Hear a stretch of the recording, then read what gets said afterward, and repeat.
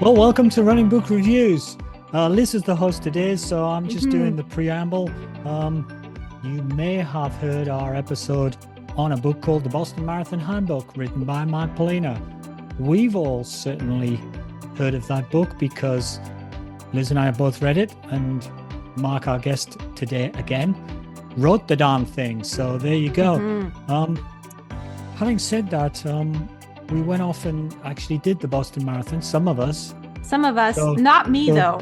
Some of us are going to get interviewed about our Boston Marathon experience, and some of us are going to be the host of the program today. So let me introduce to you your host for tonight, Elizabeth Macusa. Hi guys. Applause. Hey. Yeah, all the applause at home. So for today's episode, so normally we just do bonus episodes, Alan and I, but we're really lucky because Marc agreed to come on and talk about his Boston. So we thought that it would be fun. Actually, this was Marc's idea as well, so thanks for that, Marc. It was fantastic. In the Boston Marathon Handbook, there is a pre-race report card. I guess we're doing it post-race. I don't know. There's a report card in the, it's got 5 sections. So fitness, fueling, physical health, mental health, meteorology, which is basically weather and stuff, I guess. So each of them has graded their experience in Boston, and that's how we're going to talk about it today. So that's going to be really fun. I'm excited. Yeah. I guess. Aren't you going to ask us all the questions that you sent us earlier that I've spent ages preparing? You spent ages preparing? Oh, well, you know what? I might have. I doubt it. Okay. I think you probably spent like the 5 minutes before you logged on preparing your answers for those, but but I could definitely ask those. I guess we'll do the report card first, and then I'll ask a couple of those. So I guess both of you went to Boston. So let's do the first section, fitness. And I'll start with Alan. Alan, what did you grade your fitness going into Boston?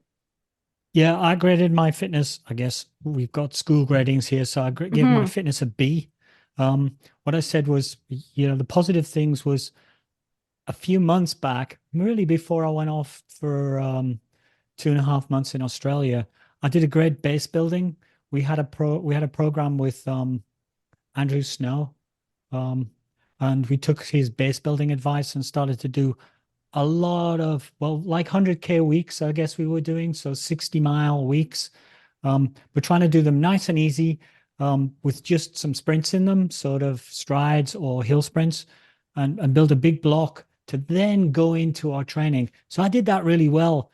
It was the bit afterwards that I didn't do so well, which is the actual specific marathon training, because I was off in Australia having fun, running trails, doing little park runs, 5K races, and a big trail marathon that I did. But that probably helped me a bit. But, the specificity and the fewer long runs in the block kind of worked against me. So I give myself a B overall. Okay. So Marc, while Alan was off slacking in Australia, did you do some proper training before Boston? How'd your training go? Great question. So mine was interesting. I have to weigh my grade against my A, which my A for sure is leading into New York in 2016 and Chicago in 2017 when I went sub 3. So right there, Okay. I'm not anywhere near the A, grade level. So I kind of knew that going in. My mileage was down from those levels. I, had peaked during those cycles around 100 miles. Wow. Okay. Yeah, this You're go around. talking miles, like that is. Yeah, but this go around, I peaked at 75, right? So that immediately took me out of the A range into the Bs, possibly, and then I gave myself a C plus. Let's start there. Okay. But my mileage was down, like I said. I didn't do any speed work. And the reason I didn't is complete fear. I'm getting older. Oh, no. I kind of knew that I could BQ, which the end goal here was to BQ with a buffer, right? So I can compete Mhm. next year in 2025. That was the end goal. So I figured, if I do, again, getting up to 75 miles, if I don't do any speed work and don't hurt myself, I'm going to be okay. And those are the negatives, right? So I didn't obviously do speed work. The mileage was a little bit lower. And if there's a positive in the equation, it is that I did do a few races. I did a 16-mile race on some severe hills. That was really cool. I did a Mhm. half marathon, which was encouraging. And then Okay. I did a 5K, and I went sub 20, like 1930 something. I thought, okay, well, my legs still have a little pep, even though I didn't do any Mhm. speed work. So all in, Isn't it surprising what you can maintain just by running a lot? true, it Mm. is. But I will say this about why it's a C plus. I realize this in every race that I've run. I don't have a second gear. If you're not doing Mm. speed work, you can't change gears. You only have one gear. Right. So I think that is something that I want to focus on getting better at in the future. There's my answer. C plus. Okay. Okay. Perfect. And now, so the It's second section interesting. is, Your low mileage was my targeted high mileage.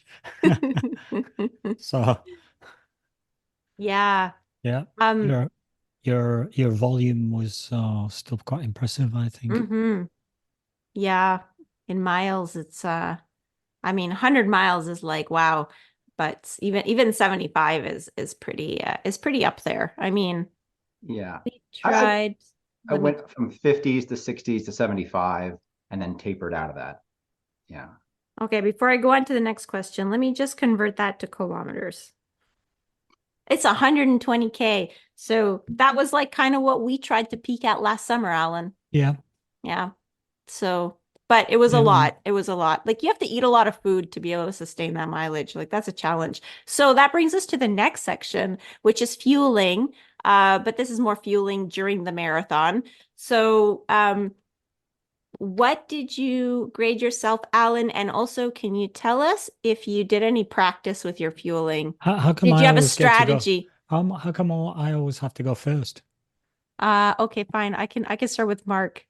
Cheers. Okay. Mark, tell me about your fueling. So I Yes. I want to know, so give your letter grade, but then I want to know, like, did you have a strategy? What was it? And did you practice it in training? Because I find that element of practice it in training is tough for me at Okay. least. Yep. So my feeling was a B. It wasn't a B minus or a B plus, just a flat B. Um, you know, I'm pretty lackadaisical when it comes to race nutrition, quite frankly. Okay. You'd think I'd have something dialed in, but I don't. In fact, I just kind of wing it, quite frankly. Okay. And there's a few things here. Number one, I am really averse to anything that's sweet. So the Gatorade in and of itself can get me nauseous. Mm-hmm. So I need to be really careful about beyond the Gatorade and the water that I'm taking in, what I put in my body because I tend to get nauseous late in the race, and then I'm Yeah. nauseous hours and hours and hours after the race. So that's not good.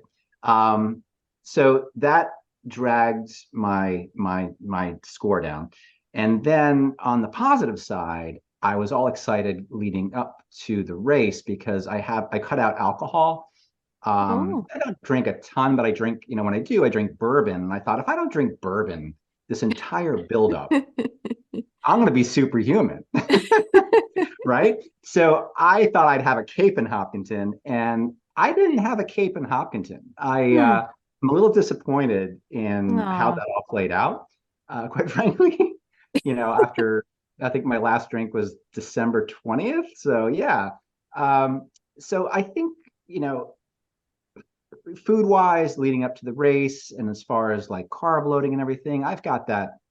I have no issues with that. But a few of those things that I mentioned, including the really just not being as diligent about my nutrition within the race itself, dragged my score down to a B. Okay. Okay, that's fair. I mean, I yeah. I would say that compared to Alan on the alcohol front, I mean, you put in your effort was A plus. So Alan, it's your turn. What What'd do you you give mean compared yourself? to me? What do you mean And compared to and Alan on the alcohol front? did you give up? Trying to Did you tell give the up beer? trying to tell the podcast world that I'm some sort of alcoholic. No, no, Yeah, Alan's really not. Like he has I'd what is it? say, One beer a week? yeah, normally I drink probably max sort of 2 craft beers a week. I sort of select my beers like people select wines. I go, okay, what beer am I going to drink this weekend? And so I just basically I cut those like 2 weeks beforehand, which I may maybe I'm a softer scorer than you. I give myself an A for fueling because I did that basically. Um, but also I was able to think about what I was eating. I eat pretty well anyway. I've dialed up my protein a little bit. I was conscious to get good protein around the meals and do some extra carb loading, um, sort of gently leading up, and no sort of panic binge eating or like, let's go for a carb load 2 days before or 3 days before and stuff down something, that is just entirely pasta, but it just blots you out for rest day. So I was going into kind of rest day sort of feeling that I'd eaten well over a period leading up and tweaked it up a bit with extra carbs and some protein that I dialed down just before race day. Um, so I was thinking, well, I've done a pretty good job. I'm not feeling like I'm carrying extra kilos going into the race line, but I feel like I've been, well fueled and well rested. So I gave myself an A for fueling. The only Hmm. reason I didn't give myself an A plus is I didn't practice with Molten at all. Um, I've used Molten before, so I knew it wasn't going to be an extreme issue, but I didn't do um, getting practiced with molten gels, which were the gels of choice by the Boston Marathon. Um, and really, the reason I didn't practice is I can't afford it. Those darn things, those darn things cost a fortune. If anybody from Morton is listening to this podcast, we could use a sponsorship so that we could practice a bit more and dial in our gel nutrition. Those things are Yeah. just too costly. Mhm. And probably one small thing that people might not know is Liz and I live in Quebec province in Canada, in Montreal.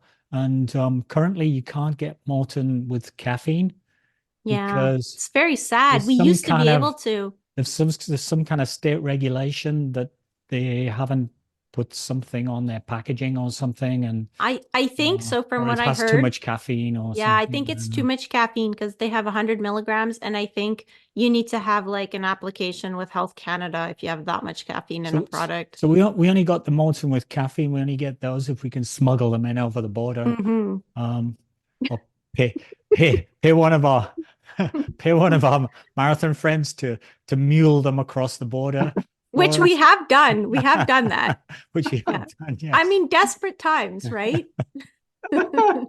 So lack of practice with Molten due to uh, water controls in Quebec province and um, uh, basically poor finances.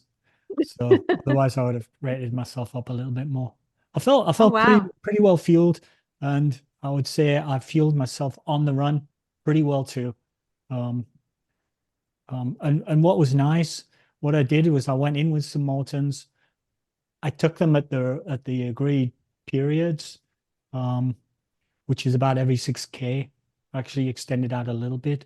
I took them well. I took them in in increments. So I didn't take like a whole gel. I took half a gel and then I'd take maybe half of the rest and then half. So I'd take it a while to get it down, Okay. which I think worked well. And what I did then was when I went through the fuel stations where they had molten gels available, I took a gel and put it back in my pocket. So I finished with the same number of gels that I started with. So that was excellent. It was a cost neutral fueling strategy. Really cool. I love it.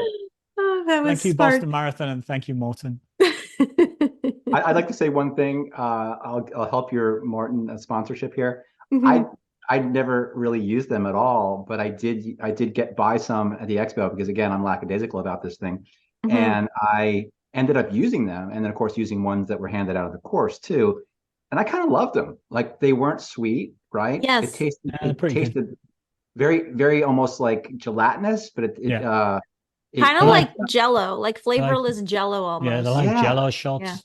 yeah. yeah. So hey, make They're that not sponsorship sticky. happen. Mm-hmm. Yeah. Yeah, they're Mhm. not sticky like the goo. Like I'm guessing goo is the one that you'll probably like least because that's really sweet. Yeah. But Ooh, yeah, no. Yeah. yeah, and flavored. No. Okay. Okay, so next on the report card is physical health. So I guess this is both like before and during. So we'll start with Alan because I started with Mark the last time. So now Okay, it's your cool. turn, Alan. Yeah, physical health, I gave myself a B. I've had a slight knee twinge Okay. going in, but I've been able to manage that because I've had exercises from my physio. So when it comes on, I can usually manage it down. And it made my right leg a bit sore during the whole race. And I think being conscious of that, it's got to be a little tougher on you because it's wearing if you're just aware of it. But having said that, um, I don't think it really hampered me in terms of got worse or anything. In fact, after about 30 something K, so after about, I don't know, 18 miles, it got much better because everything just goes numb, no sense, no feeling at that point. So you just, I guess that's probably the endorphins kicking in or whatever. It's not endorphins. We did a course on this. It's not endorphins that kicks in. It's natural endocannabinoids Cannabinoids. that kick in. So I think that helped. So so That was scientific. all pain goes away at that point. I would say I had the normal taper wobbles as well. For anybody who has done a marathon, they know what I'm talking about. And if you haven't done a marathon, what happens is when you get into taper, you're suddenly not running as much as you um, are used to running, and things surface. I don't know whether you find this, Mark, but Liz and I both find this. Suddenly you go, oh, I'm not sure if my left toe is really performing the way it's supposed to. Oh, and I got this pain Yeah. in my piriformis. It seems to be appearing. And these are all just um, uh, ghost pre-marathon injuries. I Hmm. call them kind of taper wobbles. Um, Yeah. like things, and you start the conversation between people who are doing marathons is, oh, how you feeling? Oh, well, not so brilliant. There's always some sort of feeble, pathetic thing that you want to talk about that's suddenly come to the fore. And I had that. That was normal. So I guess I'm old enough now that I know that's going to happen and I ignore it. So Okay. that was about it. I didn't really develop any injuries.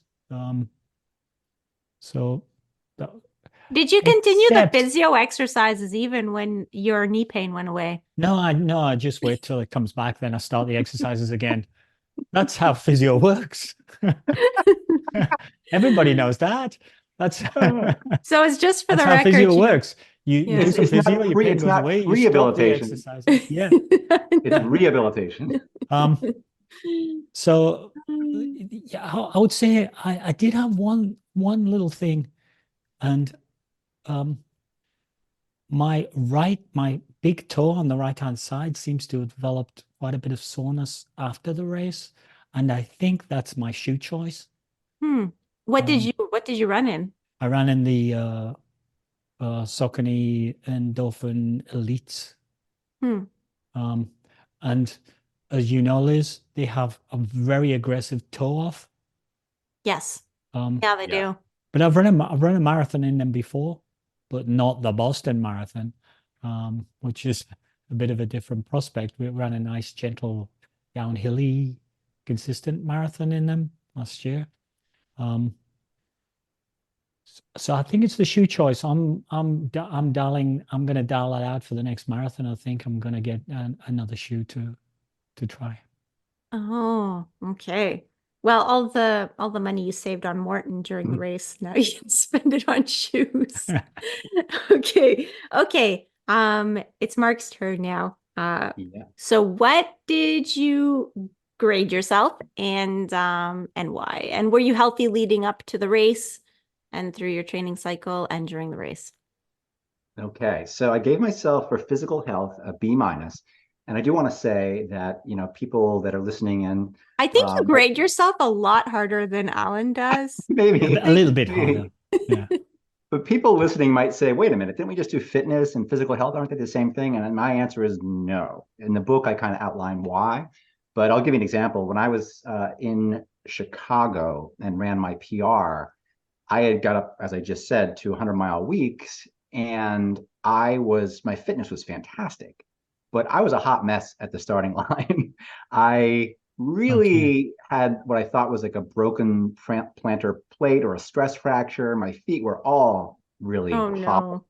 And then I had a shin issue right at the start that lasted a few miles. So I was really uh, fitness wise, again, an A in that case, and my physical health was more like a C. Oh And boy. that's Okay. You how were that really just played out. just keeping it together. Yeah. Yeah, but let's get Just back to Boston. Yeah, sorry about okay. that. But I wanted to explain the difference between fitness and physical health. So Yeah. my physical Mhm. Fine. health at Boston was a B minus. And I do have I just mentioned my feet. I have overuse foot trauma that just follows me around. Oh And no. I still have it in different areas of my feet. I, speaking of toes, my big toe on my left foot, Alan, is what they call hallux rigidus. It doesn't move. Mm. So it's hard to toe off. And I Mhm. love what you said about the endorphin Saucony Elites. I tried them on at the store, and man, oh man, they really do propel you forward. You certainly Uh, do. I ended up going with the Saucony Endorphin Pro 4s. Mhm. And the only reason I did that is because they felt more comfortable and I was concerned about my toe. So, Okay. anyway, I know I we're have a talking a lot. question. I have a question because I had a training partner with that same issue. And do you find so the carbon shoes weren't out back then? Do you find that it's better with the carbon plated shoe because it's more stiff and so like your toe doesn't really bend anyway, or is it worse because of the same reason? Like how does it feel? I would say that's a good question. I'd say it's definitely better with the carbon Okay. plate for sure, but I think some carbon plated shoes are better than others. And I will Okay. say because of that toe, no matter what shoe I'm wearing, carbon or otherwise, I do some hokey things with that left foot when it strikes the ground. If Mm. I had that in slow motion, I would love to see what the heck goes on. But I think I do some twisting things that aren't, I wouldn't advise anybody do, but it works, right? There are other muscles you use and you end up figuring out how to land and propel yourself without engaging that toe. Hmm. Um, but yeah, but I think some carbon plated shoes are better than others for sure. But getting back to, so I also have a hip impingement, which if I'm running long distances, which obviously a marathon is, and I'm doing some heavier training, it tends to flare up and it's a concern in long runs. It's a concern in races. So I Okay. was feeling some pain during the race. I was feeling some pain in long runs leading up to the race. And the whole time I'm thinking to myself, how is this going to play out on April 15th? And the answer is it did actually work out okay. I felt it here and there, but it wasn't this massive problem that I had to triage in the moment. I just kind of got through it. The Hmm. positives on physical health, and the reason it's a B minus and not in the C range, is because I went back into the weight room. And I used to lift like a maniac long ago. I got back in the weight room over the past year, and it's been fantastic. So I must say, I am definitely a stronger runner than I've ever been. And when things like I told you, I didn't do speed work and things like that, I can actually rely on my strength now, and my core strength, and also overall strength in ways that I couldn't before. So that brought my C plus up to a B minus. Okay. And that's actually a good uh I guess a good testament for doing strength work. I mean, for people that are not really convinced that they should. I know that Do, runners do you follow generally any? hate hates speed strength work, but Do you it follow can any really benefit. particular program, or do you build your own program, or do you have a coach, or what do you do, Mark? I love your question, Alan. I love where your heart's at. The reality is I've fallen into some old habits of just kind of doing a lot of upper body work and not a lot of work with my Yeah. lower body. Yeah. So I'm trying to Oh. find a way where running and lifting for me can play well together. And I haven't completely married them yet. I'm getting there, and I'm really committed to getting there. But I must say that what I'm doing in the weight room is somewhat working against what I'm doing when I'm out on the roads running, which is imperfect. But what I have been doing has helped nonetheless. So that's not a great answer, but that's the answer right now. Okay, that's fair. That's fair. Moving on to a very important topic, mental health. So that's category number 4. Because we all know that if you're running a marathon, if you're not in it mentally, then a lot of times you'll leave performance on the table. So, starting, Mark will give you the floor first, because otherwise, Alan's gonna probably say everything you want to say. So, what did you grade yourself, and I guess why? Okay. Mental health, an A minus is my only A on my report card. Really happy about that. But here's why. But there's Here's a why. minus after it. Like, you could have just given yourself a straight A, I no? know, but you know why? I'll tell you why. Because when I You're like was, that teacher that will never give a perfect grade. Are you like one of those? I am Yeah. absolutely that teacher for sure. Okay. Alan is Um, like the one that curves the grades at the end so that somebody gets an A plus. yeah, I make the analogy that, when you go trick or treating and you hand out candy bars to all the kids, right? Hmm. There's that one house where they only hand it out to the best costumed kids, and they Hmm. give them a larger candy bar. That's I'm your that one. house. I'm that house. Okay. Exactly. But anyway, so the reason it wasn't an A and it was an A minus is because I'm not. I told you I did run some races, but I'm not race hardened. And I know that Boston as a marathon requires a mental fortitude that you don't need at a flatter marathon, period. You just do. You need to be completely locked in. So that slid it down to an A minus. The positives were that the book came out February 6th. I was on this absolute high. The entire week, I was sharing the book with runners and readers. I was at the expo. I was doing all kinds of events. Literally, I was euphoric, right? So Hmm. mentally, I was in a really great headspace. And despite my lack of fitness, which I told you earlier, I was at the starting line, and I know after running 19 now that I have to fight for every second, and I was ready to fight. So I was euphoric, I was ready to fight, but I wasn't quite race hardened, hence A minus. Okay. Okay, well, I guess that's fair. That's fair. But I think that the positivity and being euphoric, that probably gets you a lot, even in Boston. True. Yeah. Okay, Alan, your turn. What Well, did you grade I yourself? actually graded myself A minus as well, but for Oh. some different reasons. Um, uh, I guess at Boston, I wasn't, look, you knew that I wasn't going there and I wasn't trained to go there to kind of bet all the marbles, to kind of throw down and go for it. So I knew I wasn't going to do that, and I thought I was prepared enough for for for what I was there to do. So where where you said, I was euphoric and I was there ready to fight, I would say I was euphoric because of Boston. I haven't been there for 5 years. So I saw a nice sunny Boston with all the runners, and it just lifts you up. And one of the things I did that I've never done before is I took a shakeout run the day before in the city. I did the Tracksmith run, and that was such fun. And then I went off to New Balance headquarters, and Mark Coogan, the head coach of New Balance Elite, gave me a private tour of the research labs there. So me and my buddies were just pumped through that. And That's amazing. whereas you said you were ready to fight, Mark, I would say I came a bit more like a Zen warrior. I was ready to flow. So Ah, I was kind of zoned in. Okay, I know what's going to happen here. I've had the lowdown from Mark's book, chapter and verse on the Boston Marathon. I've done it so many times.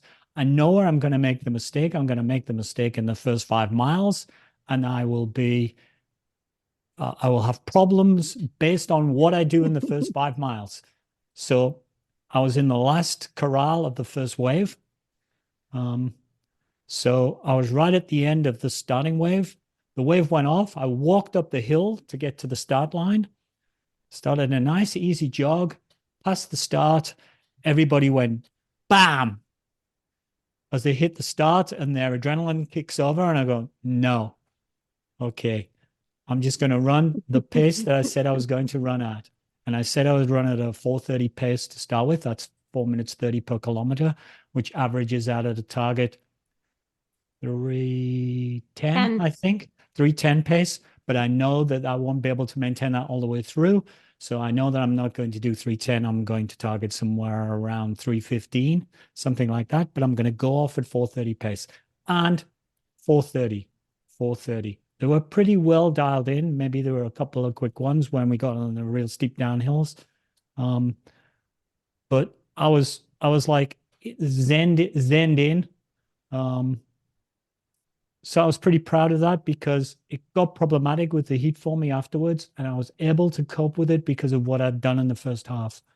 Um, So actually, let's talk about the heat because I'm gonna yeah. interrupt Well, no, your meteorology whole. is the next thing, so you can get Yes, I know. straight into it But if you yes, want. that's true. That's true. But before you give it a grading, so because I only did one Boston, I did 2011, and in the book, I read that that was perfect weather. And I remember it being pretty perfect weather. Like I remember it being sunny and not too cold because I was wearing shorts, and I don't wear shorts in the spring until like really late normally. So And me wearing shorts means it mhm. was like warm enough for that.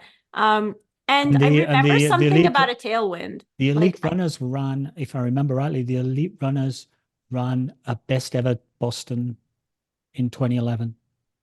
Correct. Yeah. Jeffrey Mutai ran 2:03. So comparing the weather, so like when I was looking at the weather you guys were gonna have, I was like, oh, that seems like it's gonna be good comparable to the year that I did it. But was it? I thought that as well. It looked like Okay. we're going to have a following wind and we're going to have a coolish day. And I had the benefit of being in the first wave, so I was going to get off before it got warmer.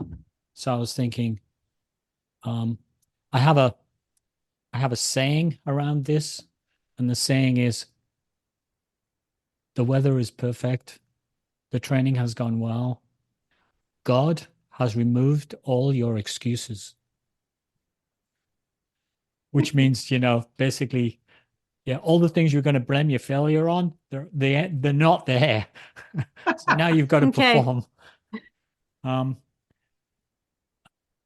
but it didn't quite work out that way. Oh. I would say the term that I used was deceptively hot because Hmm. nobody was anticipating it to be hot. And in fact, when I went for the shakeout run the morning before, it was there was a light chill in the air almost early in the morning the day before. Um, and I think there was just so much sun, no shade. And I heard a theory as well that there was a slight wind pushing you in the back, but it was so slight, it was about the same speed as the speed that you run at. So in fact, when you're running, the air feels perfectly still. So you've Hmm. got no air movement around you. It's just you're sitting in the same piece of air all the time, which means you heat up quicker. Um, there was all sorts of numbers on the weather reports, but I was running one of the friends that I was running with. He has one of those foot pods. I think they're Stride foot pods, and it measures real life temperature in the air, just above your foot, there in the moment. and he was getting numbers. We looked at his chart afterwards, and he was getting numbers that were 24C, 26C, up to 28C. So he was getting, I don't know what's that in Fahrenheit. It's like in the Let high me 70s let or me find a conversion. High 70s. 28 Celsius. 28 would be the peak, but there are quite a few 82. 26s. Yeah, so high 82. 70s is probably. And that is a problem for me once I get into the Newton Hills. Yep. But I was Okay. but I was dialed in pretty well.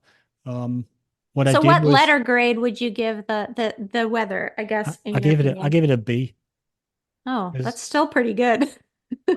I mean, I might have given it like a C plus or a B minus, but So what would you have um, graded 2018 with the year that you finished with the garbage bag still over your clothes? uh, You D, know, just for reference. D, Okay, that's a probably. D. Yeah. Oh, If there was that actually wasn't an flowing, F? You if there don't was think it actually was a an F? if there was I actually think hot that was. flowing lava or something like that, Hmm. or or or an actual tornado, you Okay. know, Oh, that's then what you would categorize an F. So it has to be yeah. like pretty extreme because I would say like, I Mm. don't know, I didn't go in 2018, but I would think that would be like an F minus. Like would be my rating. I think everybody was expecting it to be wonderful, Hmm. and um, if you look at the some of the YouTubers who did the run, and you look at that, they're nearly all crushed and burned towards the end. I watched a couple, Ben Parks, if you know the guy Okay. from the UK. Yeah. He runs 245. He did 302. And Oh wow. he was a med. He had to go to the med tent at the end. So he's videoing himself and then Oops. saying, okay, here I am coming out of the med tent. And Ben Bridges, this messy happy, another UK guy that I follow. He also he had to hustle to get under 3 hours, and normally he's a 250 guy, Hmm. 240 guy. Um, Okay. so there were a lot of people, I think, who did slower times than they um, would have ideally anticipated. And I would say I was one of those. You know, I did 307 last year with you when you did your 306, Liz. Hmm. Um, I did 319 at Boston, and I had to hustle to get under the 320 at the end, just so I could say I was under 320. Okay. But the slowdown in the second half, in the heat, um, I think I managed it well. I, I had a hat, I had a cap on, and I just took the water stations were fantastic. There were fueling stations, Gatorade and water. I think they were every mile, like they were just coming up so frequently. Yeah, I You remember could them being pretty so you could frequent. just grab a water and dump it on your head, and your head would still be damp when you got to the next station, and that helped a lot to stave off heat stroke. But Yeah. if you look at my heart rate graph, actually, I think I published it on Facebook. Um, I Well, let's don't I try it. never normally follow my heart rate. Sorry, I'm waffling on here. I never normally follow my heart rate at all. But one of my friends who saw it on Strava, he said, "Have a look at your heart rate, Alan. It tells the whole story." And my Hmm. heart rate's under control. And then I get into the Newton Hills and it starts to go up, which is normal. Hmm. And what you expect is I think, is you get over get over heartbreak, get your heart rate down a little bit under control, and then compete, as Mark tells us. Fourth one, compete. But my heart rate I got down off the hill, and my heart rate just kept going up. It was just going up Mm. and up and up. And so it just kind of goes flat and curves away into oblivion. Yeah. Um, Okay. So too hot for you. But what about you, Mark? So what letter grade did you give the weather? And yeah, I Yeah. guess you have a lot of years to compare it to. but I do. So so meteorology, it's not only the conditions on the day, right? But it's also how did you anticipate them? And then how did you manage them during the course of the race, right? So my meteorology grade was a B plus. The negatives were, like Alan said, earlier in the week, it looked almost to be a perfect day, right? But for me, even, and I'm a fantastic weather stalker. Fantastic. I mean, okay. I don't mess around when I'm stalking the weather. So I kind of knew it was getting a little warmer and warmer. I thought that could be slightly negative. But even and Alan, I think we had a similar race in this regard. I was actually fine in Wellesley. There have been many Bostons where I have not felt very good at Wellesley, and I knew it was going to be a bad day. I felt pretty great in Wellesley. I hit my half in 139. My goal was to go sub 320. I was right on track, feeling good. And then I got to the Newton Hills, and I was shifting into my third C, which is control, my effort. Mm-hmm. And here's where things got a little off the rails. I was controlling my effort, no doubt, but when I've done that in the past, I've been able to maintain a decent pace, and I was really feeling beat up, and that really was the heat that all of a sudden was getting to me. To Alan's point, you never felt the wind. I remember there was one point I felt the wind, and that was probably around mile 25 or 24 in Coolidge Corner when the wind shifted and we were getting it from the side. And I was like, oh, that's delightful. I hadn't felt it the entire race. And I knew things were rough, and I knew things were not good for a lot of other people because there were people that were beginning to walk. And then right around mile 19 by the John A. Kelly statue, I actually ended up passing Gene Dykes. Do you know Gene Dykes? I've heard of him. He's the record holder for the marathon in his age category, I think, right? Yeah, 70 In plus. yeah. He is Yeah, amazing. he's He been in runs sub some, threes at age 77. Yeah. which So is impressive. he That's yeah, crazy. he's incredible. So I knew when I was passing him that this is just not a bad day for Mark. This is a bad day for a lot of people. And Yeah. man, oh man, I was not moving very quickly up the Newton Hills, but I was passing a lot of people, which, yeah. And then, the thing about the weather and where all these other Bostons that I've run have come in handy is I kind of knew what I was getting myself into, and I just adjusted accordingly. So I knew it wasn't my day anymore. I knew 320 Okay. was out the door. And Okay. when I was getting up to the top of Heartbreak Hill, I truly did kind of regroup. Now, I thought that I would get right back to my goal pace and be at least 745-ish. That never happened. So I was still hovering around 8. And I was like, oh man, I can't compete the way I'd really, really like to.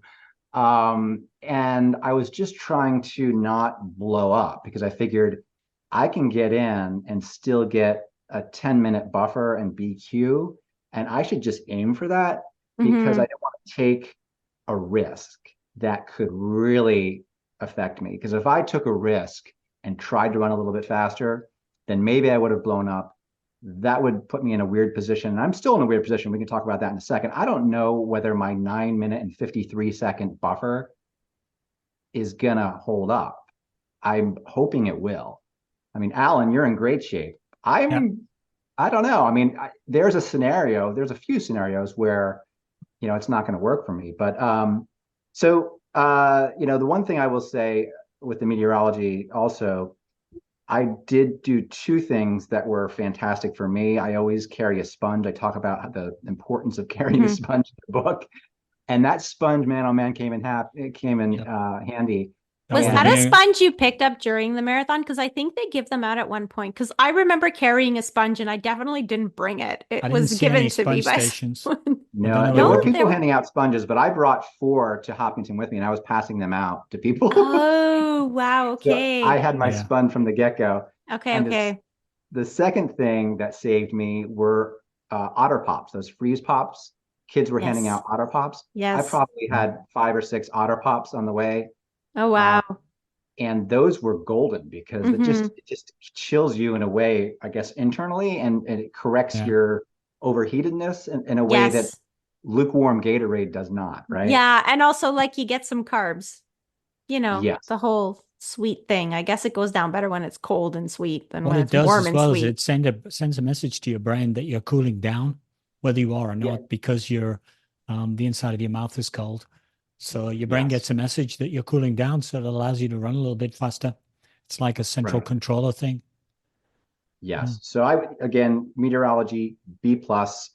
Maybe we could talk about our overall GPA and how that all played out. Yeah. Next. Yeah. Well, Yeah, Alan's GPA seems to be like one of those dean list GPAs, so I don't know.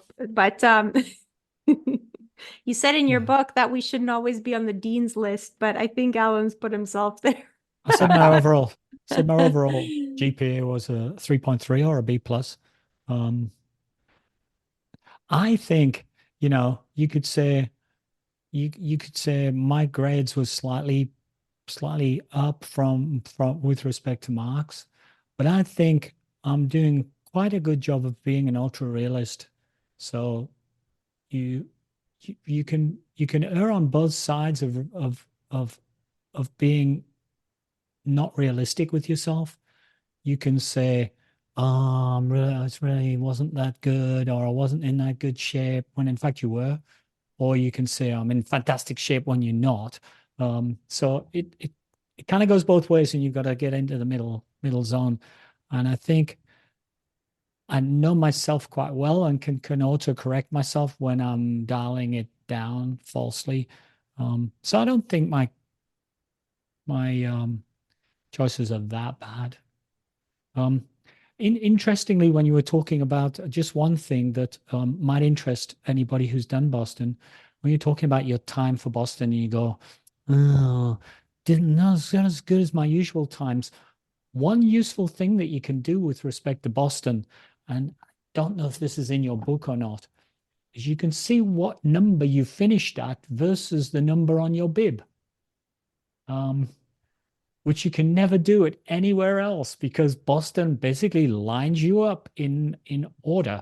So if everybody in Boston runs at their qualifying time, they'll finish in bib numerical order because that's the way they're giving their bibs. So one of the things we did was said, okay, well, what position did I come? 7,300 and something. And what's my bib number? 7,500 and something. Okay, I had a good day. Whether you kind of felt that you could have run faster or should have run faster or have a faster PR, you had a better day than 200 other people. So you moved up. And I guess similarly, if you move backwards, well, maybe you had a bad day at the office. Love it. Yeah, that is. So my overall GPA was a flat B, 3.0. Okay, not quite dean's list, but like not far off. So yeah, that's pretty good. It's pretty good. I've got high hopes for next year. But this it was solid. It was a solid B. I'm happy with it. I mean, to Alan's point, that is really, I do mention it in the book, by the way. My bib number was 14,419 and I finished in 8212. So, by those, if you look at that metric, then it's a huge success, right? Fantastic performance. Right. And, another way to do it, I always say, is go look at your race photos. And at every point in the course where you have a photo, look at the bibs around you. Are they, what numbers are they?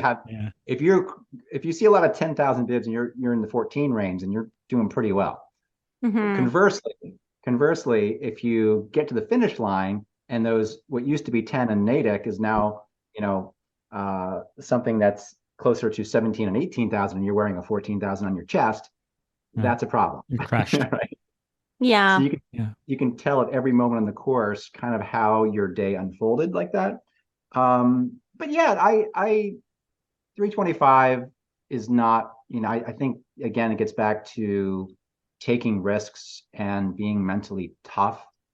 Boston requires that of you. I was mentally tough, but could I have been a little bit tougher when I needed it, especially in the last 5 miles? Absolutely.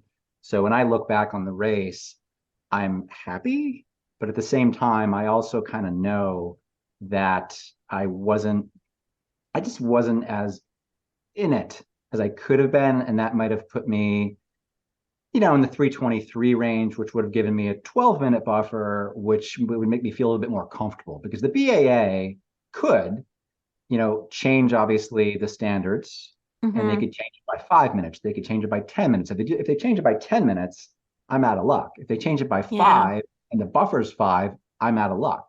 So, will they leave them alone through September and then just do everything in 2026? Well, the BAA typically does do that.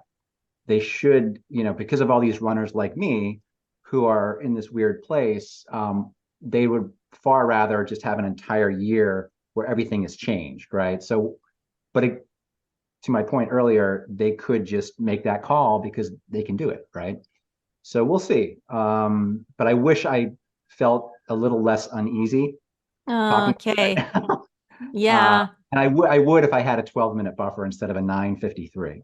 I don't know. I find like a 9-minute buffer is huge. I mean, granted, I think the last application process, it was like the biggest, you needed the biggest buffer ever, and it was like over 5 minutes, almost 6 minutes or something like that, I think. It's been as bad as 1 year it was over 7. Last year Yeah. was 5:29. Yeah. But then it was, 11,000 people were left out. yeah. A 9-minute buffer has never not gotten you in, but there's Yeah, always a that's the first thing. time. I know Right, there's always a exactly. first time, except that I don't know. I think that since it hasn't happened yet, and like, I mean, I mean, that's several minutes over what the worst case scenario has been up until now. So I don't know. I think that you're pretty good to get in. Um, are there any like plans for you to like if ever they announce that they're, changing the time or anything, are there any plans for you to do another marathon this year before registration time? If they were to change it and I happened to be in that weird place where I thought it wouldn't work out, I absolutely would find a fall race. Yes. Okay. I haven't picked that race yet. I imagine I would probably heed the advice of my book and That's a go good out cue and go too. out west and run down a mountain. Mm-hmm. Uh, I think Yep. I haven't done that yet. And if there's ever a time, this might be that time. So I it's really difficult. It's funny. It's really difficult for me. I know a lot of people ran Boston and then a week later they ran London. And I just look at these people, I'm thinking, how can you do that? My body's Mm, wrecked. I know. Yeah, mm, I can't do it either. Like if I run a yeah. marathon, I think I'm wrecked for 2 months after. Like I could barely do intervals on the track. Like it's crazy. Exactly. Yeah. Yeah. And so I have had years where I've run two, one in the fall, one in the spring. Hmm. But even if I don't have to do that, I would prefer not to do that now. Yeah. Um, but I would go there if need be. Okay. Okay, that's fair. Hopefully you won't need to. And then, you did say both of you said what your times ended up being. Alan, you were 3:19 Yeah. and you, Mark, had a 3:26. Three This three twenty 3:26? five oh seven. 3:25:07. Okay. So what Well, was your you expectation? couldn't run 8 seconds quicker to get under the 325 mark. Yeah. I was on Boylston 324 Street something. doing some Come on. really fuzzy, wonky math in my head, Yeah. and I was going pretty good. And then I got to a point and I was like, oh, this is not going to happen. My math is wrong.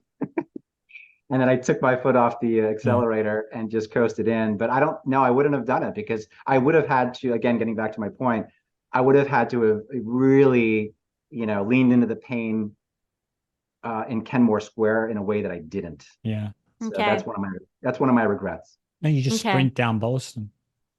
I did sprint down Boylston. Oh, you But had that that's Yeah. anyway. He Okay. already sprinted You'd down both. already done that. Yeah. yeah.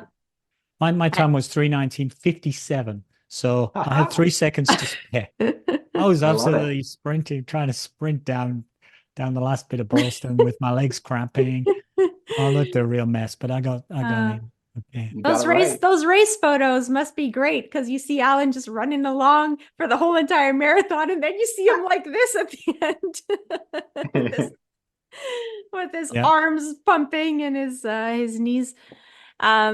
So what were you what did you think you were gonna run going in, Alan? So you ran 3:19, but what did you think you were gonna run? Yeah, I said at the start I was going to target 3:15. 3:15. Yeah. Okay. And I Mark, set off at a pace which was about 3:10 because I figured it's a for me it's a positive split race. hmm, You know, yeah. basically just the second half is harder Mm-hmm. terrain wise than I know Mark will tell me that it's an absolute dream for a runner once you get down off the Newton Hills and you've done Heartbreak that the Yeah. race is an absolute pearl.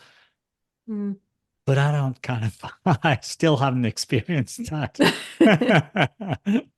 And I've had 7 goes. And Mark, what were you targeting before you went in? Like, what did you think you were gonna run? So I was again hoping to get sub 320. And 2 years ago, I ran 322, and for the first time ever, I negative split the course. The only time I Wow. actually negative split Boston. Last That's year, quite the accomplishment. Negative thank you. split Yeah, Boston. you know, Yeah. I mean, I'm I don't literally know anybody that's ever told me that they've negative splitted Boston. 1 for 19. Not a good success rate. Yeah. But Mm. last year I ran 320 and I felt that I was in the exact kind of shape, or at least slightly better shape than I was last year. Okay. So to be able to pull off the sub 320. But I will say that the C's that the 4 C's that Alan referred to, you know, it's kind of like if you think of the 4 C's of a diamond, if you're familiar with diamonds, right? So you have carat, cut, color, and clarity. And you're never going to find the perfect diamond, right? There's something that's going to be flawed in some way. The cut's going to be wrong. There's going to be some type of imperfection, right? The 4 C's of Boston, which are conserve, cruise, control, and then compete, they're never going to be perfect either. So when I look back on this year's race, I think to myself that I did kind of pull off each of those C's pretty decently, but the last two, the control, where I really dialed it back. I really stepped off the accelerator in a way that I probably didn't need to. And then the compete stage, I just didn't just dig in and lean into the pain the way I would if I had a second chance to do it again. Okay. And that would have gotten me below the 325, maybe closer to 324, 23, 23. So there are a few regrets, not many, but all in all, again, a solid B and happy. Good. And Not quite as zen as Alan. no, he seems pretty zen, actually, even talking about it. He has accepted everything that happened on race day already. I think the thing that I've learned from this Boston versus the other Bostons is when you talk about your 4 C's, the most important one is the first one, is the conserve, because that's where you have all of the options at your disposal to get it wrong. On the control on the hills, maybe you've only got what you've got, so it's you just do what you can. But you have the ability to do much more at the start than probably you should. And that's where you're going to make the error that is going to spoil your race. Now, how much you should conserve is the $64,000 question. I I guess you think only know once you get to those Newton Hills if you've done enough conserving yeah, or not enough yeah, conserving. yeah. Um, Yeah. the other saying that I use in marathon training, and it works well for this race, is you can't pull a plant up to check its roots to see how well it's growing. Actually, I have a funny story about that. Yeah, because and that's a bit like, I've done really good, but I've done really good training. So I'll do a really hard session just before the marathon, um, just to prove that I've got the training in my legs. You're killing yourself. And it's the same at the start of the Boston Marathon. You can't go, well, I'm super fit, so I'm just gonna blast down these hills. I got the downhills. I can bank a lot of time. Um, you have to bank the amount of time that you can legitimately get and still have strong legs coming up the Newton Hills, and you won't know what the answer is until it's too late. Last story, and then I'll let you guys go. But my husband Andre, when he was a kid, he always tells this story. They were planting something in school, and his plant never grew. And his teacher later found out why. It's because every day he was digging up the seed to check if the roots were growing. Oh, okay. So he actually did that. He Okay. actually did that. That's why that was so funny. Yeah. Why am I not surprised? Oh my gosh. Yeah, so yeah, don't So dig up next year, Liz? the plant to see if there's roots. Yeah, so that's the final question. Mark, I already know your answer, but are you gonna go back next year? Oh, yeah. So, well, if I make it in, for sure, and I'll figure out a way. I will figure out a way to get in. So it will be my 20th, right? Oh wow. Um, That's which no, Yeah, it's kind of it's a getting too long Boston. close. milestone. Yeah. Yeah, kind of a milestone. So I feel compelled to do it. But I just, I'm not done yet. I still have unfinished business. And I really do think that if I can keep healthy, that I can step up my training in a way that I didn't this year and run faster. And I've kind of coddled myself in my training, as I mentioned at the outset of this call. Hmm. And I look back and I think to myself, yeah, you're really taking it too easy on yourself, Mark. You have it in you to run faster. You're just not believing it right now. And so if it comes to that and they change the standards or I feel that I'm at risk, I'll just run a fall marathon and then I'll take things a little bit more seriously next year. That's the plan. Okay, that's fair. Alan, are you going back next year?